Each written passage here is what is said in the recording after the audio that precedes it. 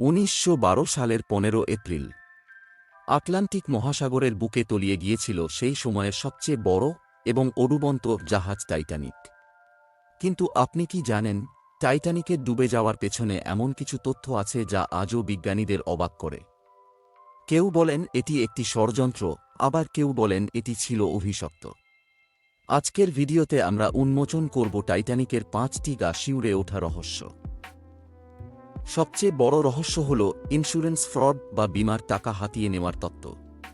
অনেকে মনে করেন সেদিন টাইটানিক নয়, বরং তার যমজ জাহাজ অলিম্পিক সমুদ্রযাত্রায় বেরিয়েছিল।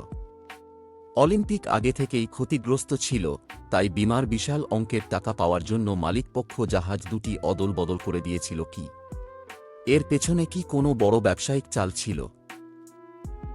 আপনি কি জানেন, টাইটানিকের ক্রুদের কাছে কোনো দূরবীন ছিল না। টাইটানিকের সেকেন্ড অফিসার ডেভিড ব্লেয়ারের কাছে দূরবীনের লকারের চাবি ছিল, কিন্তু শেষ মুহূর্তে তাকে জাহাজ থেকে সরিয়ে দেওয়া হয়। তাড়াহুড়ো করে তিনি চাবিটি সঙ্গে নিয়ে চলে যান। যদি সেদিন দূরবীন থাকত, তবে কি আইসবার্গ বা বরফখণ্ডটি আগেভাগে দেখে জাহাজটি বাঁচানো যেত? একটি অদ্ভুত গুজব প্রচলিত আছে যে টাইটানিকের মালামালের মধ্যে একটি প্রাচীন মিশরীয় মমি ছিল। কথিত আছে সেই মমিটি ছিল অভিশপ্ত। বলা হয় সেই মমির অভিশাপেই টাইটানিকের রাডার কাজ করেনি এবং জাহাজটি দুর্ঘটনার কবলে পড়ে। যদিও এর কোনো শক্ত প্রমাণ নেই, তবে এই রহস্য আজও মানুষকে ভাবিয়ে তোলে।